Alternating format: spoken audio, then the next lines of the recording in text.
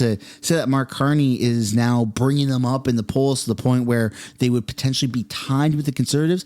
I don't know if I believe that. It feels like what we're seeing here in Canada seems to be the similar type of thing that they did in America with Kamala Harris and how she's doing better than Trump. And you just don't see that socially. You go anywhere and you're not seeing people in the streets going, I'm a Carney supporter. You're not seeing like pro-Carney rhetoric. It's everyone that you talk to is like, man, I really hated Trudeau and I'm thinking about that poilievre guy.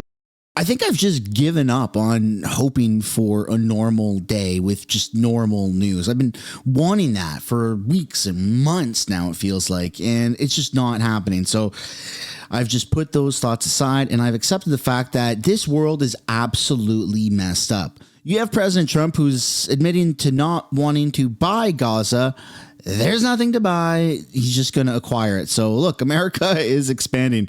Then you have JD Vance at the AI summit, absolutely dunking and humiliating other world leaders, including Justin Trudeau, who's cross-legged and speechless out in the crowd.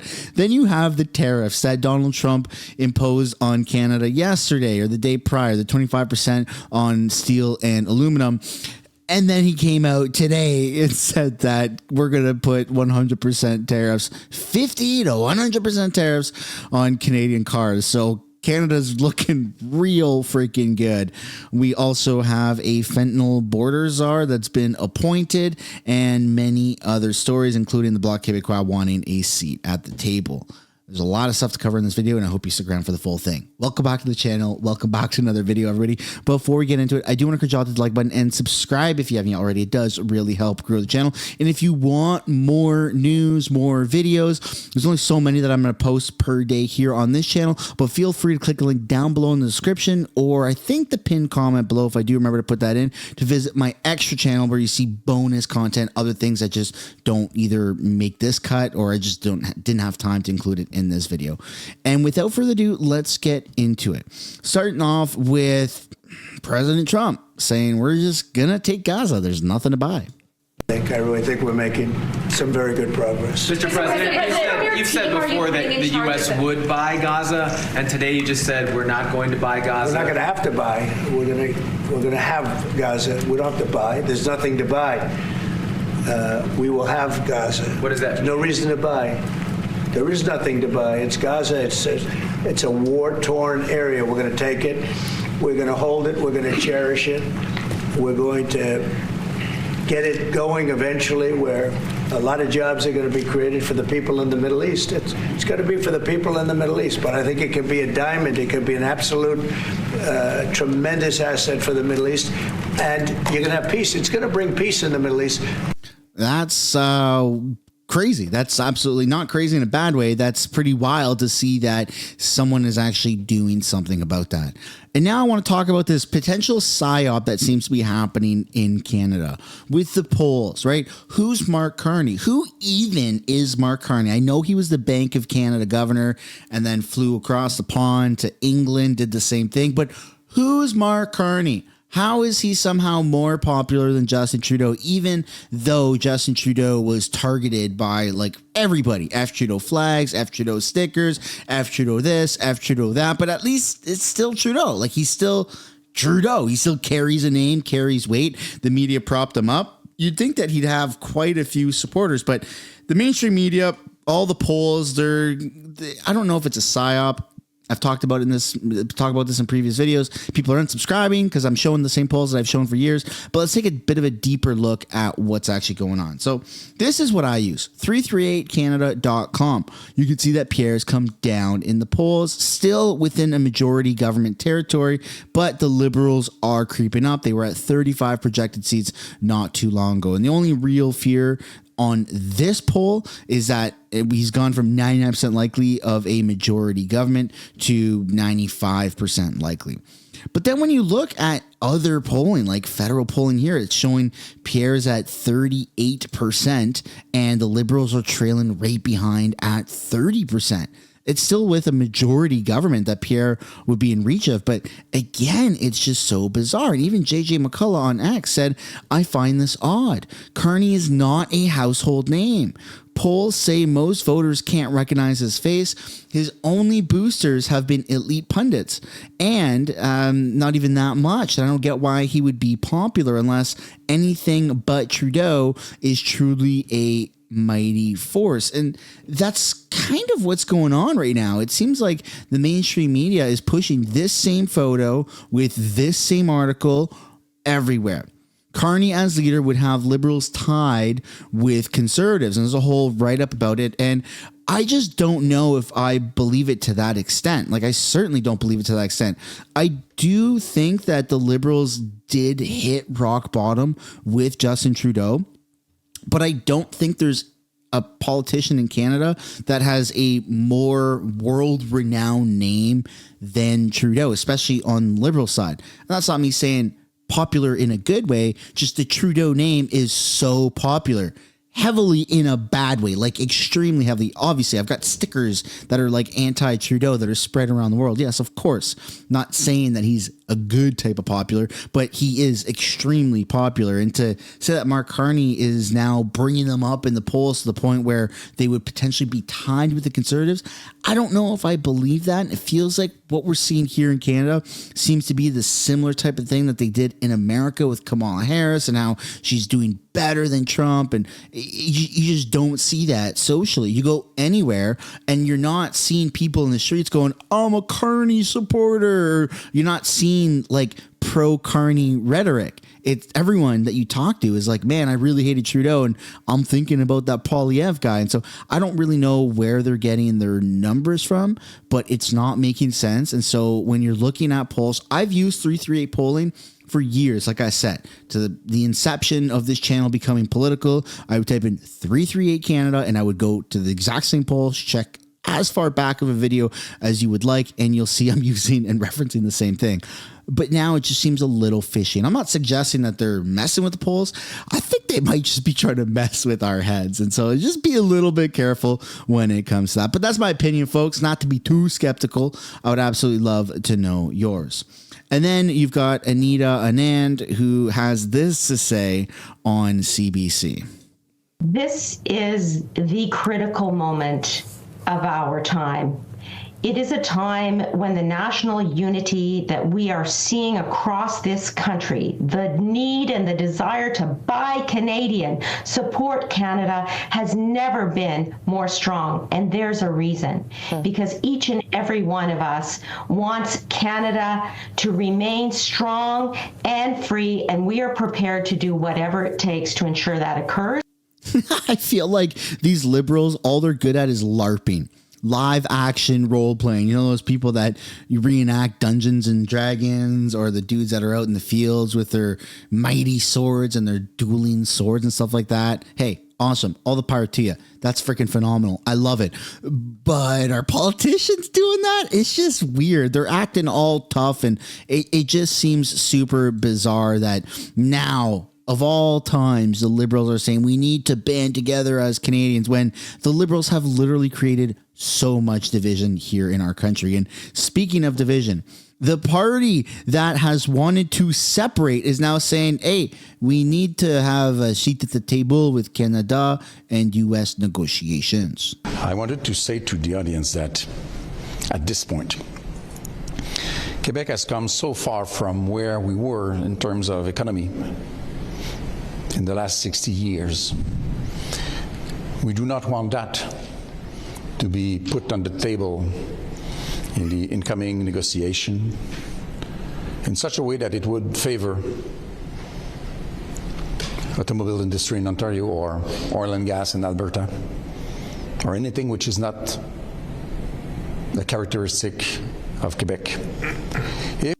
We had to pay them an absurd amount of money. We still pay them an absurd amount of money for not separating. And I'm going to just come out and say it. We should stop paying Quebec. We should stop subsidizing Quebec. Make your own damn money. Sell your own maple syrup. Make your own snow icicles. I don't care. But Quebec is the leech of the country, politically speaking. If this threat does not materialize, so far, so good. Can we afford not to make sure that in the next parliament, which should be formed as soon as possible, and that in the coming negotiation, there will be a strong voice with a mandate being given by Quebecers to make sure that their interests will be protected. If there's no threat, we'll collaborate with an open mind. If there's a threat, people will need us. That's so weird. They only want the credit for things. They don't actually ever want to put in the hard work and be a contributing member of a contributing province of this country. It's extremely annoying. That's not a diss to any Quebecers, people from Quebec. It's just the province. The leadership is absolutely horrendous. And then, in addition to what they just said, they also are saying that pipelines are going to destroy Canada. Kind of weird. But hey, Alberta, keep giving us money from your oil. But pipelines are the worst. Quebec Energy, new more markets for, our various products. Our energy has to serve Quebec first and foremost. And I will continue to say until the day we vote that there is no economic interest for Quebec in seeing a pipeline across Quebec. That would harm the environment, and we would pay for that very, very dearly. We would have to repair the damage from that climate change, and we must not allow ourselves to be influenced by the West's desire and dream to get there.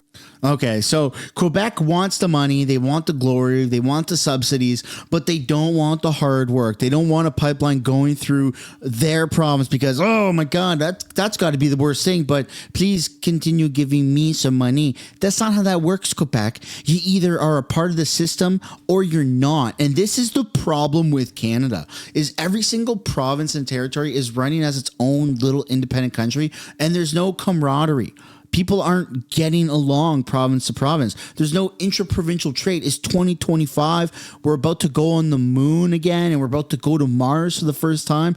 And here we are, and Canada can't even sell its goods from one province to the next. We can't even agree to put a pipeline from east to west or west to east so that we could become a prosperous country. This is absurd. If you don't want to be a part of it, then fucking leave. Like, it's that simple. So we need some extreme, strong leadership and someone to just swing that hammer and say, this is how it is, this is how it's going to be, and there's nothing you can do about it. And a lot of people think that Pierre Poilievre is the answer to that. But let me know your thoughts down below in the comments. And then we're going to take a look at not the answer to Canada. Oh, Doug boy, Doug McPherson here saying that we could shut off the power in America. I don't agree with this. This is a horrible, horrible way to go about a trade war, a potential trade war. I want to further integrate our energy and electricity grids. People don't realize, as we stand right here, right now, we can deliver from Ontario electricity as far south as Florida. In just a moment's notice, we can flick on the switch or flick off the switch. I prefer flicking on all the switches, and encourage more exports of Canadian energy and electricity to the U.S. to power your economic growth. Oh my goodness. So you better stop these trade wars or we're going to shut the power off. We don't want to, but we absolutely could. That's extremely frightening, and that's not strong leadership. That's ego getting in the way of reality. I don't condone that type of behavior. Starting a trade war with America, threatening to shut off their power. Dude, the military is just going to literally, that gives them reasons to then take their military from the U.S. and do something, invade us. I don't think that that's a good approach at all. But again, my opinion, love to know yours. Then you got J.D. Vance, VP of the United States here, who's talking to world leaders at the AI Summit. Nor will it occur if we allow AI to become dominated by massive players looking to use the tech to censor or control users' thoughts. And I'd ask if you step back a moment and ask yourself, who is most aggressively demanding that we, meaning... They There's Trudeau. Look at that. Sitting there cross-legged next to a woman who's doing the exact same thing. I actually think Trudeau's legs are crossed more than the woman next to him. And every other male world leader. Oh, no, Macron's got his legs crossed, of course. Well, you know, the rumors are true, it seems. Every other dude has their legs how dudes normally have their legs. Now, does that make you automatically feminine if you cross your legs? I'm going to leave that up to you guys in the comments, but there he goes. I can't stand the sight of him. Oh, it's so frustrating. And ask yourself, who is most aggressively demanding that we, meaning political leaders gathered here today, do the most aggressive regulation? It is very often the people who already have an incumbent advantage in the market. And when a massive incumbent comes to us asking us for safety regulations, we ought to ask whether that safety regulation is for the benefit of our people or whether it's for the benefit of the incumbent. Now, over the last few years, we've watched as governments, businesses, and nonprofit organizations have advanced unpopular and I believe downright ahistorical social agendas through AI. In the U.S., we had AI image generators trying to tell us that George Washington was black or that America's doughboys in World War I were in fact women. Now, we laugh at this now, and of course it was ridiculous, but we have to remember the lessons from that ridiculous moment. And what we take from it is that the Trump administration will ensure that AI systems developed in America are free from ideological bias and never restrict our citizens' right to free speech. This is huge. This is going to be absolutely huge because, of course, you see a lot of different takes for AI depending on what platform you're using. If you're using Meta's AI, it basically, up until the presidential election was over, I think now Zuck is trying to be a little bit more base and he's trying to be like more pro-Trump. But when Biden was in, when the Democrats won, he very much turned against Trump. And even with Google and all that stuff, whenever you would search something, it would be either anti-Trump or you wouldn't be able to find it. There was never anything that was pro-Trump. And so AI is extremely, I mean, that's the library. That's going to be the archives, the library. It's not going to an actual sticks and bricks place and finding a book on the shelf. It's going to be using AI to catalog through all of our data because there's so much data, so much information online that you're going to need to have to search for it and find it the way we are now, but it's only going to get crazier and crazier as time goes on. So that's why it's so important for AI to be in the hands of people that are doing good, not doing bad. And is America the one to lead that race? I think that all signs are leading towards yes. And then speaking of America, let's talk about how they're absolutely crushing us with these tariffs. Oh my goodness, this is going to just get worse and worse. So here we go. Trump threatens Canadian cars with tariffs up to 100%. This is announced as of earlier today. Next, in 2018, you imposed ad valorem duties, tariffs on imports of steel at a 25% rate. Since that time, a large number of exclusions and exceptions to that tariff rule have been implemented. Because of the damage to the United States steel industry that those exceptions and exclusions have imposed, we're now, this order would reimpose that 25% ad valorem tariff rate on imports of steel, and it's presented for your signature now. Okay. Do you understand what that means? It's a big deal. It's a big deal. This is the beginning of making America rich again.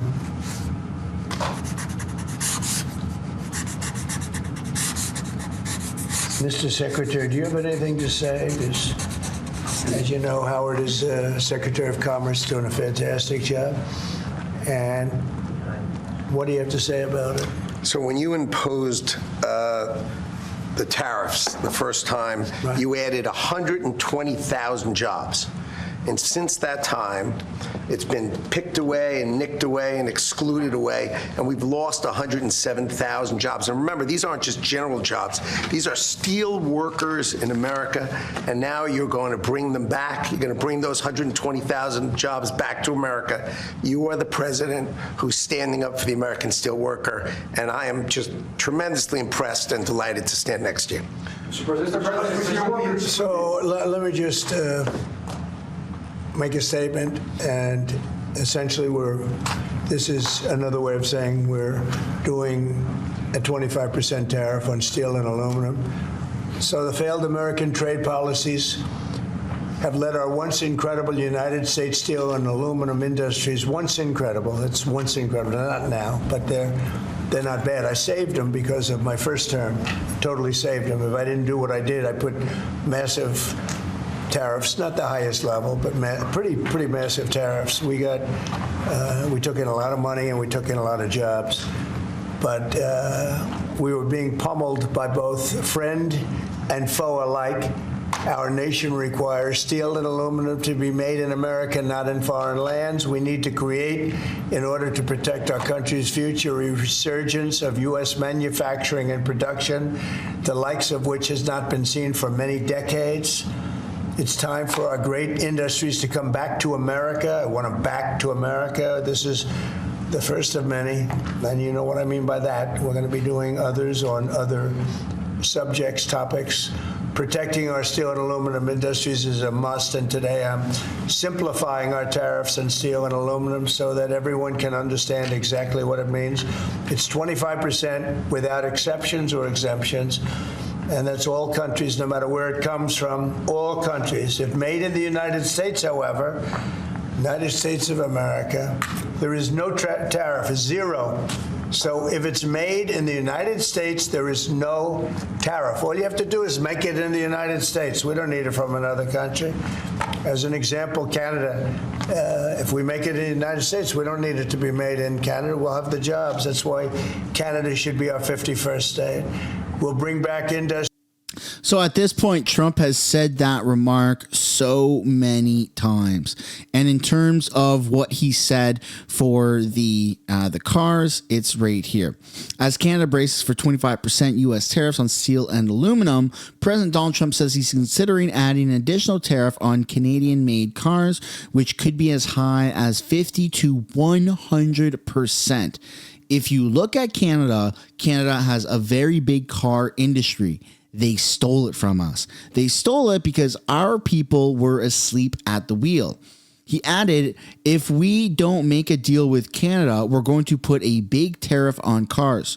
Could be 50 to 100% because we don't want their cars. We want cars to be made in Detroit. And so there you go. It really seems like Trump is trying to put this sort of economic squeeze on Canada, and all these tariffs go away if we just become the 51st state. And I haven't seen one single politician say that we will become, or that's even to be considered to be the 51st state. So I don't know if that's even likely, if there aren't any politicians in Canada that are agreeing on that. And I don't know if anyone even knows, Trump himself included in this, what it would even look like for Canada to become the 51st state. And it's extremely divisive topic. I've put polls up on my community tab. I've asked in previous videos, and I'm going to ask again now, how do you feel about this? Do you think that Canada should become the 51st state? Let me know down in the comments. And then you have Justin Trudeau, who broke his silence on these new threats. From the AI summit in France, Justin Trudeau had this to say. Tariffs on Canadian steel and aluminum would be entirely unjustified. We are the U.S.'s closest ally. Our economies are integrated. Canadian steel and aluminum is used in a number of key American industries, whether it's defense, shipbuilding, manufacturing, energy, automotive. Together we make North America more competitive.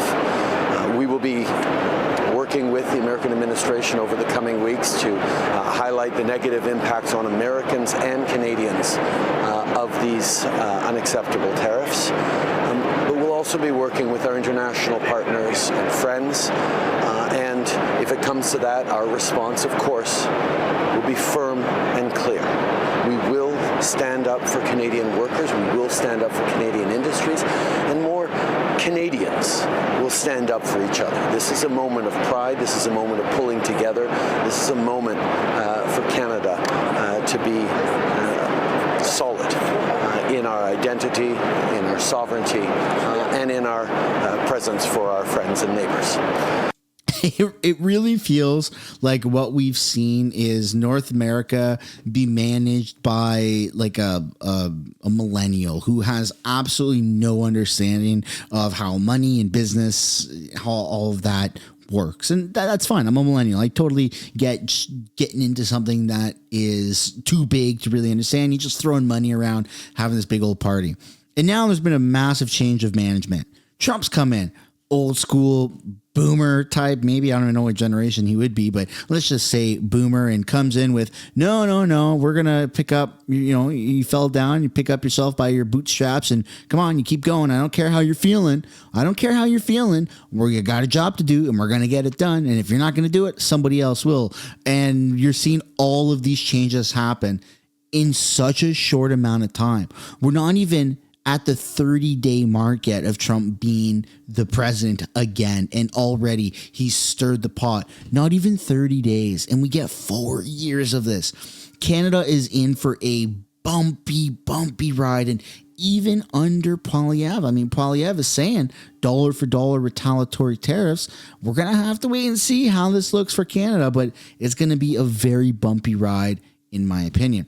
But now to take a look at what the tariff rollout plan is actually going to look like, we have a CBC individual. And she worked Katie Simpson. CBC News senior correspondent. So in an email to my colleague, Cameron McIntosh, the White House has clarified the tariff rollout plan.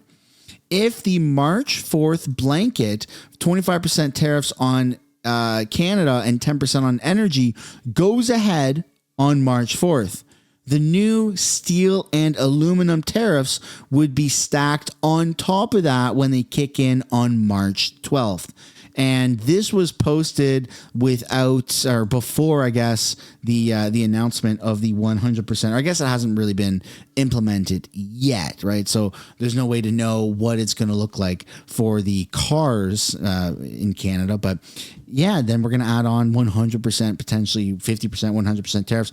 I mean, we're getting hit left, right, and center. We've got steel and aluminum, 25%. We have oil and gas, 10%. We have everything else in Canada, 25%. And then cars, 100%. That's a lot. And that's all in less than 30 days of Trump being president. So what's this going to look like moving forward? Very bumpy. Does Canada need an election right now? Absolutely. Is Trump going to still try to acquire Canada as a 51st state? That's very likely. As for what the future holds, nobody knows except for really Trump. He's kind of managing the show, not just here in North America, but around the world. It's very exciting times, also very stressful, and none of this is normal. So if you're feeling like, what the heck is going on? We're in a twilight zone. Yeah, you're not alone. This is very bizarre. We've never really experienced Trump V2, and it's pretty entertaining to say the least. But that's my opinion, folks. I would absolutely love to know yours down in the comments. And as we approach the end of the video, if you haven't yet already, I'd like to encourage you guys to hit the like button, subscribe, and I'll see you guys in another one. Bye for now.